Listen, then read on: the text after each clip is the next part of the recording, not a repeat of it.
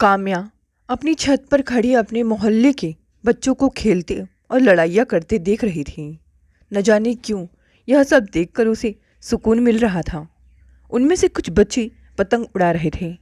एक दूसरे की पतंग को काटने की होड़ के नज़ारे को देखते देखते काम्या अपने अतीत की यादों में खो गई। कितना खुशहाल बचपन था उसका। बड़ी बड़ी सपने वह संजोया करती थी। जितनी वह मस्तीखोर और बातूनी थी, उससे कई गुना ज़्यादा पढ़ने में भी होशियार थी। उसे लगता था कि दुनिया उसकी मुट्ठी में है और कुछ भी पा लेना उसके लिए बहुत आसान होगा। उसके माता पिता का सीना गर्व से फूल जाता था अपनी होनहार बिटिया को देखकर। मगर पता नहीं किस्मत उसे कहाँ लेकर जा रही थी, जिसकी उसने कभी कल्पना भी नहीं की थी। बचपन से ही तरह तरह की बीमारियां झेलते झेलते वह इस कदर कमज़ोर हो गई कि जैसे तैसे उसने कॉलेज तक की पढ़ाई कर ली, मगर अपने मन मुताबिक मुकाम हासिल ना कर सकी। यह कमी उसे हर वक्त खलती रहती, पर वह कर भी क्या सकती थी। पढ़ाई का समय तो पार हो चुका था, फिर पीछे लौटना संभव नहीं था। कॉलेज करने के बाद उसने कोर्स के लिए पब्लिक रिलेशन का सब्जेक्ट चुना और अच्छे अंकों से पास भी कर लिया। इसी दौरान उसे प्रशांत से प्यार हो गया। घर में इस बात का घोर विरोध होने के बावजूद भी उसने प्रशांत से लव मैरिज कर लिया। उसे क्या पता था कि शादी के बाद आने वाली पारिवारिक समस्याएं इस कदर बढ़ेगी कि वह न केवल भावनात्मक बल्कि शारीरिक रूप से भी और कमज़ोर होती चली जाएगी। उसके कृशकाय चेहरे को देखकर अक्सर जान पहचान वाले कहते थे, काम्या को पता नहीं क्या हो गया है। दिन रात पता नहीं किस चिंता में रहती है। इसका शरीर कितना सूख गया है, चेहरे पर जरा भी चमक नहीं है। वह क्या उत्तर देती। वह भीतर ही भीतर खून के आंसू पी जाती। रात दिन माता पिता को याद करके रोती रहती। ससुराल में शुरू से ही उपेक्षा का भाव, यहाँ तक कि शादी की मेहंदी हाथों से अभी उतरी ही नहीं थी कि उसे घर से बाहर ठिठुरती सर्दी में पूरी रात फर्श पर गुजारनी पड़ी। पर किसे उसकी परवाह थी। जीने की उसकी इच्छा जैसे मर गई थी। उसकी उसमें क्या गलती थी। उसने तो केवल सांस से छोटे मोटे घरेलू कामों को लेकर जिरह की थी। बदले में क्या मिला? प्रशांत की डांट फटकार, उपेक्षा और तिरस्कार। ऊपर से आर्थिक स्थिति ठीक न होने के कारण वह अपनी पसंद का छोटा मोटा सामान, कपड़े आदि तो दूर की बात, कभी कभी तो दवाई भी खरीद नहीं पाती थी। उसे हर चीज़ के लिए सांस के आगे हाथ पसारने पड़ते थे। प्रशांत इतना गैर जिम्मेवार था कि कभी उसकी ज़रूरतों को समझता ही नहीं था। इतना ही नहीं, उसके माता पिता जब भी किसी दिन त्यौहार पर उसे मिलने आते तो सांस के ताने सुनने को मिलते और अपनी इतनी होनहार लड़की को इस तरह के माहौल में देखकर उनकी आंखों में आंसू आ जाते। फिर भी कभी कभी उसने अपने माता पिता को प्रशांत की कमजोरियों के बारे में नहीं बताया था। बताती भी आखिर किस मुंह से। उसने खुद ही तो अपने आप को कुएं में धकेला था। वह हर कीमत पर समझौता करना चाहती थी ताकि दुनिया वाले कहीं उसकी खिल्ली ना उड़ाएं। सब कुछ सहते हुए भी वह दुख के भाव कभी अपने चेहरे पर आने नहीं देती थी, क्योंकि वह बचपन से ही खुददार थी। परंतु प्रशांत की चुप्पी उसे भीतर ही भीतर तोड़ती रहती। वह काम्या को तिल तिल मरते देख सब कुछ चुपचाप सहता रहता। उसकी सास भले ही उससे कितना भी दुर्व्यवहार करती, परंतु उसके मुंह से एक शब्द भी ना निकलता। यहाँ तक कि वह काम्या को सांत्वना के दो बोल तक न कह पाता।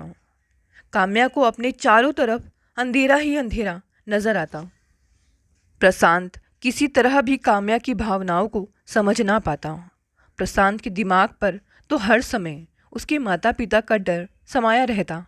उसके पिताजी ने अपनी कंपनी में प्रशांत की नौकरी क्या लगवाती थी, बस हर समय उसी का एहसान गिनते रहते। प्रशांत की तनख्वाह उस समय मात्र 30,000 रुपये थी और वो पैसे भी उसकी सास रख लेती और उसमें से मात्र 1,000 रुपये वो काम्या को हर महीने देती थी, जैसे कि वह कोई बधुआ मजदूर हो। अगर काम्या के माता पिता प्रशांत की किसी तरह मदद करना चाहते तो वह काम्या से बहुत बुरा भला कहता, क्या मैं तेरे माँ बाप का गुलाम हूँ? तुम तो यही चाहती हो कि मैं तुम्हारे घर वालों की तलवे चाटूं। जितना मैं कमाता हूँ उसी में गुजारा नहीं कर सकती तो यह सब शादी से पहले ही क्यों नहीं सोचा? इतना ही नहीं, वो काम्या के माता पिता को गंदी गंदी गालियाँ भी निकालता। बेचारी काम्या क्या कह पाती, बस सब कुछ चुपचाप सुन लेती और तकिए में मुंह दबाकर रोती रहती। क्योंकि अगर प्रशांत को जरा भी पता चलता कि वह रोना धोना कर रही है तो उसे और खरी खोटी सुनाता कि अगर वह यहाँ पर दुखी है तो यहाँ से चली क्यों नहीं जाती। जिस इंसान के हाथ बहुत विश्वास से उसने अपने जीवन की डोर दी थी वह उसे एक दिन भी ढंग से ना संभाल कर रख सका। तभी मोहल्ले में वह लाल पतंग जैसे ही कटी सब और सुनाई देने लगा और वह कट कर ऊंचाई से लहराते लहराते एक बहुत ऊंचे पेड़ पर आकर अटक गई। काम्या दिन रात एक ही प्रार्थना करती कि काश उसकी कहीं नौकरी लग जाए। इस बारे में एक बार उसने अपने पिता से बात की तो उन्होंने अपनी एक जान पहचान वाली की स्कूल में उसकी नौकरी लगवा दी। उसके पिताजी ने उसे फ़ोन करके सूचना दी, काम्या तुम्हारी नौकरी की बात मैंने कर ली है और वह जगह तुम्हारे घर से नज़दीक भी पड़ेगी। उसके लिए तुम मेरी स्कूटी ले जाओ, तुम्हें आने जाने में दिक्कत नहीं होगी। काम्या की खुशी का कोई ठिकाना नहीं था। वहाँ पर जाकर काम्या ने सारी बात पक्की कर ली और अगले दिन से ही काम पर आने की बात और वेतन 12,000 निश्चित हो गया। काम्या को चैन की सांस मिली कि चलो कुछ देर तो वह घर से बाहर सुकून के बिता सकेगी। वह सुबह घर का सारा काम जल्दी उठकर निपटा लेती। बचपन की उसकी कुछ कर दिखाने की इच्छा और समाज में अपनी पहचान बनाने की इच्छा फिर बलवती हो गई। उसने जब यह बात प्रशांत को बताई तो उसके भावहीन चेहरे पर कोई भाव नहीं आए। उसकी नीरस प्रवृत्ति से वह अच्छी तरह वाकिफ हो गई थी, इसीलिए किसी तरह की प्रतिक्रिया की उसे कोई उम्मीद नहीं थी। स्कूल की यह नई ब्रांच खुली थी जहाँ पर उसे दूसरी कक्षा के बच्चों को पढ़ाना था। काम्या बहुत मेहनती थी। उसने अपनी तरफ से स्कूल की उम्मीदों पर खरा उतरने की पूरी कोशिश की। एक दिन स्कूल के प्रिंसिपल ने उसे अपने कक्ष में बुलाया और कहने लगे, काम्या बच्चों द्वारा तुम्हारी शिकायतें आ रही हैं कि तुम उनसे अंग्रेजी में बात नहीं करती हो। तुम्हें पता है कि हमारे कॉन्वेंट स्कूल में हिंदी में बात करने की सख्त मनाही है। काम्या अपनी सफाई देते हुए बोली, नहीं सर, मैं तो अंग्रेजी में ही बात करती हूँ, जिस तरह से आपके स्कूल की दूसरी टीचर्स करती हैं, बल्कि मैं तो उनसे भी अच्छी अंग्रेजी बोल सकती हूँ। आपने तो मेरा एकेडमिक रिकॉर्ड देखा ही है। बाकी सब टीचर्स के मुकाबले मेरे अंक हर सब्जेक्ट्स में ज़्यादा हैं। देखो काम्या, मैं बच्चों की शिकायत को नज़रअंदाज नहीं कर सकता, क्योंकि अगर इनके माता पिता तक यह बात पहुंची तो स्कूल का नाम खराब होगा। हाँ, अगर तुम चाहो तो मैं तुम्हारा साथ दे सकता हूँ।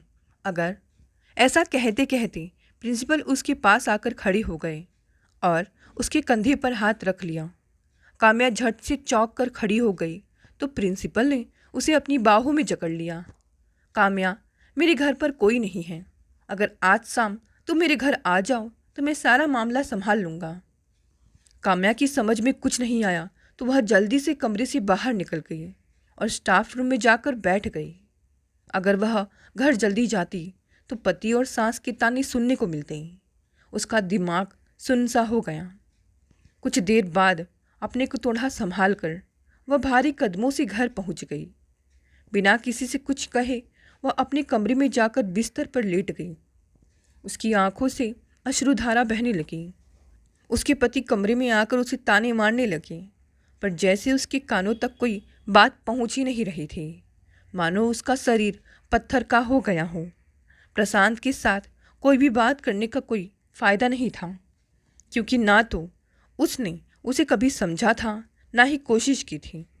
स्कूल छोड़ने की बात वह उसे कैसे कहती, यही विचार बार बार उसके मन में खलबली मचा रहे थे। एक तरफ कुआं था तो दूसरी तरफ गहरी खाई थी। उसकी किस्मत यहाँ पर भी उसे मात दे रही थी। भारी मन से आखिर उसने प्रशांत को कह ही दिया, प्रशांत, मैंने वह नौकरी छोड़ दी है, क्योंकि हर रोज़ स्कूल में 4 बजे तक रुकना पड़ता है और अब तो शाम की क्लासेस भी शुरू हो रही हैं। तो मैं अपने बच्ची को इतनी देर नज़रअंदाज नहीं कर सकती। आकाश साफ सुथरा दिख रहा था। तभी अचानक कहीं से रेत भरा अंधड़ आने लगा। देखते देखते सारा आकाश काला भूरा हो गया। मोहल्ले के पतंग उड़ाने वाले बच्चे कहीं और चले गए, मगर वह पतंग आसमान की ऊंचाइयों को छूने लगी और कहीं दूर जाकर एक बड़े बरगद के पेड़ की शाखा पर अटक गई। इस तरह कई दिनों तक वह घर में गुमसुम सी रहने लगी। फिर एक दिन उनकी कॉलोनी में समाज सेवा के तहत शिकायत निवारण शिविर लगा। अपनी सहेली के साथ वह उस शिविर में गई जहाँ पर सब मौजूद थे। उस शिविर में अपनी कॉलोनी की समस्याओं को जिस बखूबी से उसने सबके सामने रखा, तो अधिकारी गण के समूह ने सभी काम तुरंत करने के वही निर्देश दे दिए। एक तरफ बैठे विधायक महोदय निरुपम ने स्नेह से उसे अपने पास बुलाया और उसका परिचय लेने लगे। बेटी, अगर किसी प्रकार की कोई दिक्कत या असुविधा हो तो बेझिझक मेरे कार्यालय में आ जाना। मुझसे जो बन पड़ेगा यथासंभव तुम्हारी मदद करूँगा। विधायक के मुंह से इस तरह का आश्वासन पाकर काम्या का मन खुश हो गया। मन ही मन वह विधायक महोदय के व्यक्तित्व से गहराई में प्रभावित हुई। वह मन ही मन हवाई किलों का निर्माण कर आसमान में उड़ने लगी। फिर अचानक उस पतंग का धागा वहाँ से भी टूट गया और तेज हवा चलने से वह फिर से आसमान की ऊंचाइयों को छूने लगी। एक बार विधायक महोदय से जब उसने कोई काम दिलवाने की बात कही तो उन्होंने उसे अपने असिस्टेंट राजीव के पास भेज दिया। उस शहर में राजीव के कई कॉल सेंटर चलते थे। राजीव ने उसे कॉल सेंटर में नौकरी करने की पेशकश की।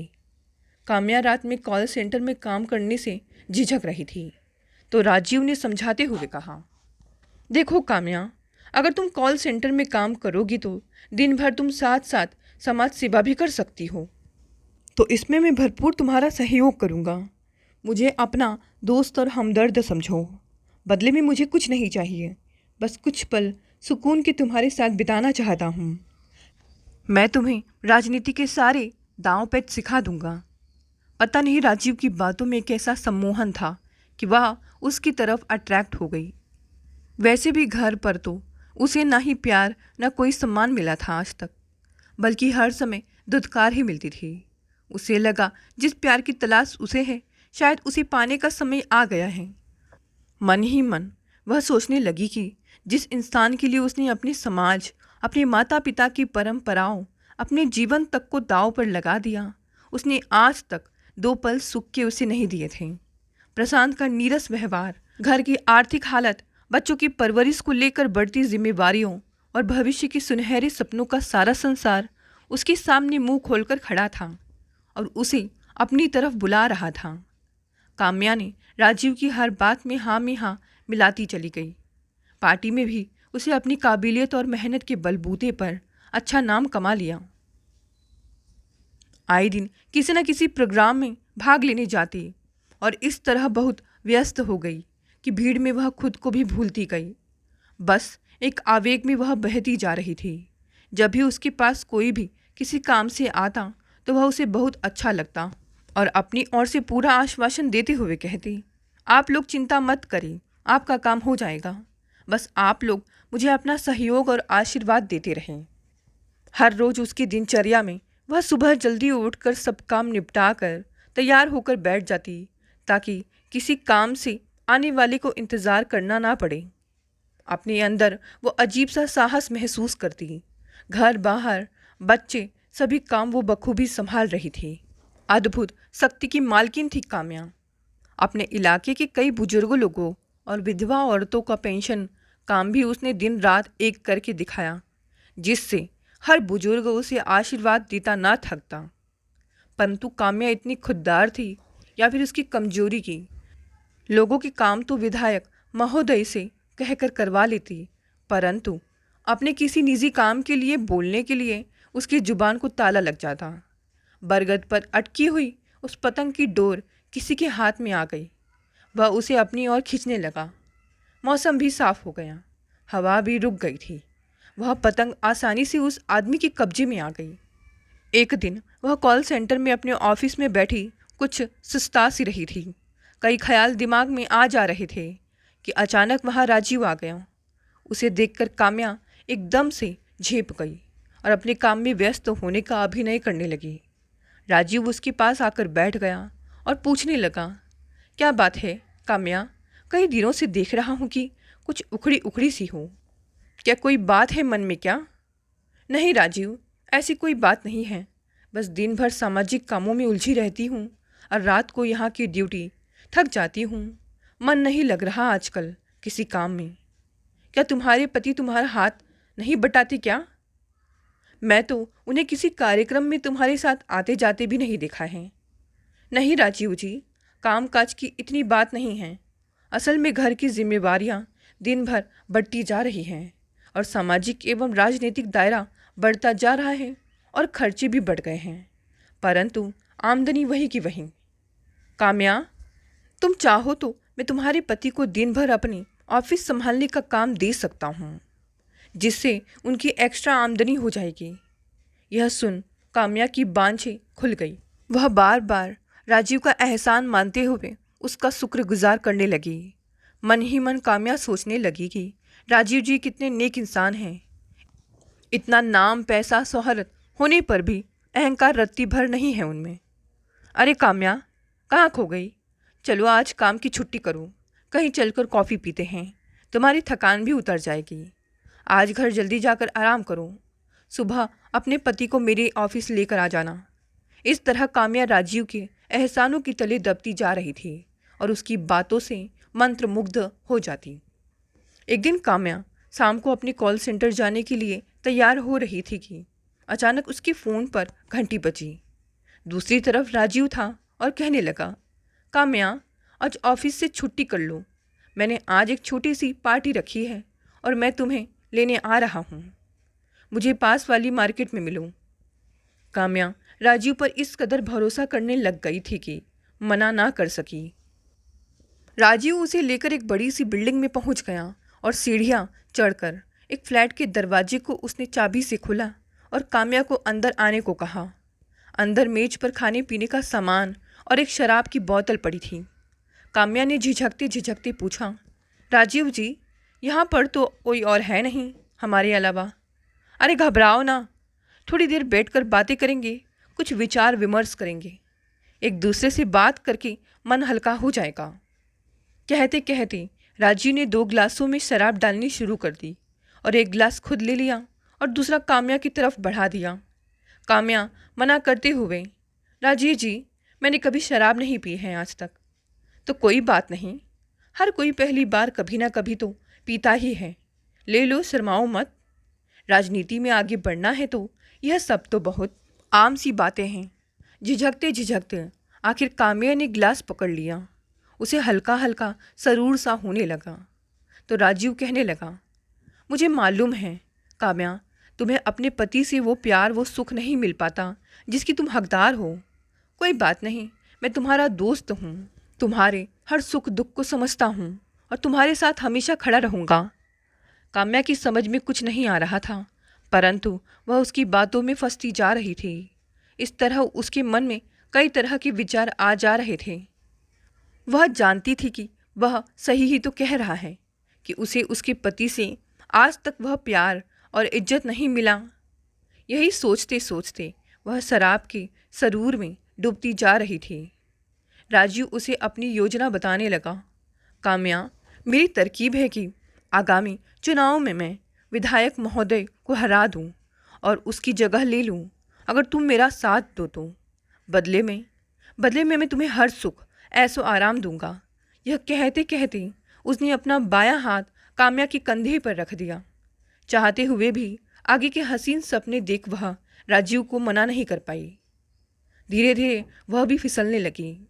आचरण में पवित्र रहने वाली काम्या न जाने कब राजीव की हो गई। जब नींद खुली तो सर भारी भारी लग रहा था और अपराध बोध भी मन को घेरने लगा था। राजीव ने काम्या की उलझन को सुलझाने का प्रयास किया। काम्या, तुमने कोई अपराध नहीं किया है। जो कुछ हुआ हम दोनों की सहमति से हुआ है और जहाँ सहमति हो उसे गलत नहीं माना जाता। उसे राजीव में अपना सच्चा प्यार नजर आने लगा, पर उसे क्या पता था कि हाई प्रोफाइल सोसाइटी में जिस्मानी संबंध बहुत आम सी बात है। अगर एक आदमी कई औरतों से रिश्ता रख सकता है तो क्या औरत ऐसा नहीं कर सकती? विभिन्न किस्म की परिभाषाएं वह अपने मन मस्तिष्क में खोजती हुई विचारों के महासागर में गोते खाती रहती। इस तरह वह राजीव को अपना तन मन आत्मा दिल सब कुछ सौंप चुकी थी और उसे एक मसीहा समझते हुए अपना सच्चा हमदर्द समझती थी। उसे सबसे बड़ा झटका तब लगा जब उसने स्थानीय चुनावों में खड़े होने के लिए राजीव से भरोसा मांगा तो उसने बदले में उसे कहा, काम्या, मैंने जो मेरी तरफ से हुआ तुम्हारी हर संभव मदद की, परंतु ये मेरे भविष्य का सवाल है और राजनीति में मेरा वसूल है कि मैं पढ़े लिखे लोगों पर भरोसा नहीं करता क्योंकि वे पैसे के लिए कुछ भी कर सकते हैं। उस आदमी ने उस पतंग को उड़ाने का भरपूर प्रयास किया परंतु संभाल ना पाया और उसका धागा टूट गया और वह पतंग फिर से आसमान में उड़ने लगी। काम्या पर तो मानो आसमान टूट पड़ा हो। जिस इंसान को उसने अपना सर्वस्व सौंप दिया उसने उसे दूध में से मक्खी की तरह निकाल फेंका। किसे जाकर वह अपना अर्ज सुनाए, कहाँ जाकर अपने दुख की गुहार लगाए। एक बार तो उसके कदम रेल की पटरी की तरफ मुड़ गए। बेजान सी पत्थर की मूर्त बनी वह बेसुध चली जा रही थी। तभी एक जान पहचान के व्यक्ति ने, जब वह उनकी साइकिल से वह टकराने लगी, मैडम जी किधर जा रही हैं पैदल पैदल? आपका घर तो दूसरी तरफ है। क्या बात है, अगर तबीयत ठीक नहीं है तो मैं आपको रिक्शा पर बिठा देता हूँ। काम्या जैसे कोई बुरे सपने से जागी हूँ। अरे नहीं नहीं भाई साहब, दरअसल सर में कुछ चक्कर सा लग रहा था परंतु अब ठीक है, मैं धीरे धीरे चली जाऊंगी, आप चिंता ना करें। कहते कहते काम्या वापस अपने घर की तरफ मुड़ गई। घर पहुंची तो उसके बच्चे भागे भागे उसके पास आए। मम्मी कहाँ रह गई थी? आज बहुत देर में लौटी हैं, बड़ी भूख लग रही है, कुछ बनाकर दो ना। काम्या मन ही मन सोचने लगी, हाँ शायद बहुत देर हो गई है। समय के भरोसे अपने जीवन को छोड़ने के अलावा उसके पास कोई चारा नहीं था। वह तो इस समय चाह कर भी न रो सकती थी न मर सकती थी। उसके बच्चों के मासूम चेहरे उसकी नज़रों के सामने घूमने लगे। काम्या अब बुरी तरह टूट चुकी थी और एक जिंदा लाश की तरह हो गई थी। वह हमेशा तनाव और अवसाद की हालत में रहती, परंतु अपने बूढ़े माता पिता के मुरझाए चेहरे देखकर उसे जीने की हिम्मत दोबारा बटोरनी पड़ी। घर के खर्चों में सहयोग के लिए उसने पोस्ट ऑफिस की एजेंसी ले ली और दिन भर वहाँ खड़ी होकर काम करती। वहाँ एक दिन एक आदमी आया जिसका नाम जीवन था। उसने काम्या को 2 लाख रुपए देकर इन्वेस्ट करने को कहा। काम्या को बड़ी हैरानी हुई कि बिना जान पहचान वो इतनी बड़ी रकम कैसे दे सकता है। उसे क्या पता था, वो तो उसकी सुंदरता की तरफ अट्रैक्ट हुआ था। कभी कभी उसे अपनी सुंदरता अभिशाप लगने लगती जो हर जगह बाधा बनकर खड़ी हो जाती है। वह तो हर इंसान में भगवान का रूप देखती, पर जब असलियत खुलती तो उसे शैतान नजर आता। जीवन के दिए पैसे किसी स्कीम में इन्वेस्ट करने के लिए एक बार उसे कुछ पेपर्स पर उसकी साइन करवाने थे। उसने जब उसे फ़ोन किया कि वो पेपर पर आकर साइन कर जाए तो उसने बहाना बना दिया कि उसकी तबीयत कुछ ठीक नहीं है, इसलिए वह उसके घर आकर साइन करवा जाए। काम्या का काम ऐसा था कि उसे अपने क्लाइंट्स के कहे मुताबिक चलना पड़ता था, इसीलिए वह उसके बताए पते पर पहुंच गई। उसका घर काफ़ी बड़ा था। जब वह सहमते सहमते अंदर गई तो वह ड्राइंग हॉल में एक कोने में सिमट कर बैठ गई और जल्दी से पेपर साइन करने को कहने लगी। उसे बड़ी हैरानी हो रही थी कि इतने बड़े घर में कोई और सदस्य नहीं दिखाई दे रहा था। यहाँ तक कि कोई काम करने वाला भी दिखाई नहीं दे रहा था। थोड़ी देर बाद वह कमरे में आया और अपने होठों पर मुस्कुराहट बिखेरते हुए बोला, अरे ये क्या, इतना झिझक क्यों रही हो? आराम से बैठो और पीने के लिए क्या लोगी? नहीं नहीं, बस आप इन पेपर्स पर साइन कर दें, मुझे जल्दी है। अरे इतनी भी क्या जल्दी है, कुछ पीने को लाता हूँ तुम्हारे लिए। क्या लोगी, ठंडा या गरम? आज तो तुम बहुत हसीन दिख रही हो, चलो तुम्हें अपना घर दिखाता हूँ। काम्या को डर लगने लगा। दूध का जला छाछ भी फूक फूक कर पीता है। उसे उसकी नीयत पर शक होने लगा। तभी वह बहाना बनाकर बाहर चली गई उफ, मैं तो कागज भूल ही गई, अभी लेकर आती हूँ। अरे कागज वागज को मारो गोली, तुम जैसी हसीन पर तो मैं अपनी सारी जायदाद वैसे ही कुर्बान कर दूँ। यह क्या 10-20 हज़ार रुपए के लिए धक्के खाती रहती हो? मेरी बाहों में आ जाओ, तुम्हें जीवन भर कोई काम करना नहीं पड़ेगा। काम्या उसकी बातों को नज़रअंदाज कर बाहर चली गई और जल्द से अपने स्कूटी स्टार्ट किया और फिर कभी पीछे मुड़कर नहीं देखा। घबराहट और तनाव में काम्या का उस दिन घर जाते समय स्कूटर पर एक्सीडेंट हो गया और उसकी टांग की हड्डी टूट गई। उसके माता पिता उसके इलाज के बाद उसे अपने घर ले गए। वहाँ वह 6 महीने रही। उसका पति वहाँ पर छोड़कर उसे बेफिक्र हो गया, जैसे उसकी काम्या के प्रति कोई जिम्मेदारी ना हो। उसकी माँ उसके बच्चों को वहीं से स्कूल भेजती और सारे काम करती। उसके भाई ने भी उसके लिए रात दिन एक कर दिया। काम्या को लगता जैसे उसका जीवन ठहर गया है। काम्या को 1 साल लग गया ठीक होते होते और इतने समय में उसका पोस्ट ऑफिस का काम भी ठप हो गया। ठीक होने के बाद भी उसके मन में स्कूटर चलाने को लेकर एक अनजान सा डर बैठ गया और शारीरिक के साथ साथ उसकी मानसिक हिम्मत भी अब बिल्कुल शिथिल पड़ गई। अब तो उसकी ताकत बिल्कुल दम तोड़ गई। उसे शराब की लत लग गई। अपने दुख भुलाने के लिए उसे कोई सहारा नजर नहीं आता था।